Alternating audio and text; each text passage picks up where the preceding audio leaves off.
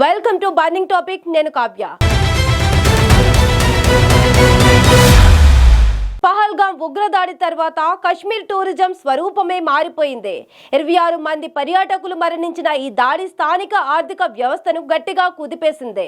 Hotel బుకింగ్లు రద్దు, విమాన టికెట్ల ధరలు పెరగడం, పర్యాటకులు కశ్మీర్ను వీడడంతో పరిస్థితి దయనీయంగా మారింది. కశ్మీరీయులు ఈ దాడిని ఎలా చూస్తున్నారు? రాబోయే రోజుల్లో టూరిజం ఉపాధిపై ఎలాంటి ప్రభావం ఉంటుంది?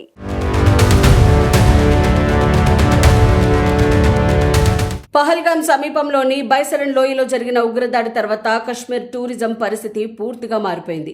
గత 3 ఏళ్లలో టూరిజం విపరీతంగా పెరిగి 2024లో 35 లక్షల మంది సందర్శకులు వచ్చారు.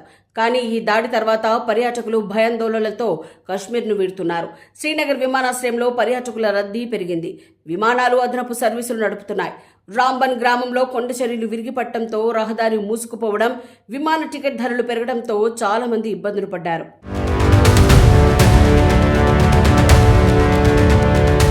కశ్మీరీయులు ఈ దాడిని తీవ్రంగా ఖండిస్తున్నారు. తాము పర్యాటకులను స్వాగతిస్తాం, కానీ ఈ దాడి మా ఆతిథ్యానికి మచ్చ తెచ్చిందని అంటున్నారు. ఈ దాడి కశ్మీరీయులను తమ ఆర్థిక వ్యవస్థను దెబ్బతీసేందుకే జరిగిందని చెబుతున్నారు. స్థానికులు ఈ దాడిని దారుణ ఘటనగా అభివర్ణిస్తూ దీనివల్ల తమ గుర్తింపుపైనే దాడి జరిగినట్లుగా భావిస్తున్నారు.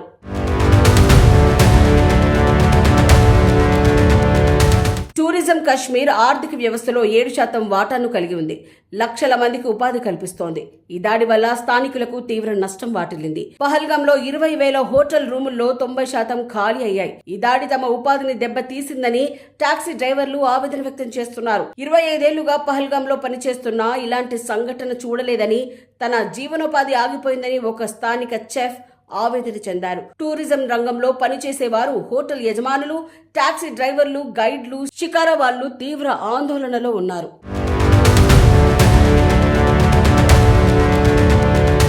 ఈ దాడి తర్వాత వేలాది మంది పర్యాటకులు కాశ్మీర్ను వీడారు.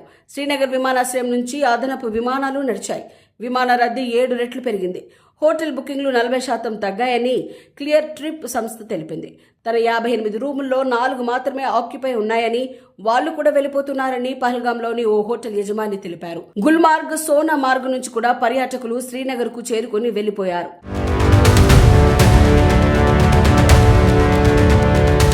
రాబోయే రోజుల్లో కశ్మీర్ టూరిజంపై, ఉపాధిపై ఈ దాడి తీవ్ర ప్రభావం చూపనుంది. నిపుణుల అంచనా ప్రకారం ఈ ఏడాది టూరిజం సీజన్ పూర్తిగా ఆగిపోయే అవకాశం ఉంది. రాబోయే సంవత్సరాలలో కూడా పర్యాటకుల రాక తగ్గవచ్చు. టూరిజం రంగంలో పెట్టుబడులు పెట్టిన స్థానికులు నష్టపోయే ప్రమాదం ఉంది. అమెరికా, ఫ్రాన్స్ వంటి దేశాలు కాశ్మీర్ పర్యటనకు హై రిస్క్ హెచ్చరికలు జారీ చేశాయి. ఈ దాడి కశ్మీర్ను సురక్షిత గమ్యస్థానంగా చూపే ప్రభుత్వ ప్రయత్నాలకు ఎదురు దెబ్బ తగిలింది. లక్షల మంది జీవనోపాధి ప్రమాదంలో పడింది.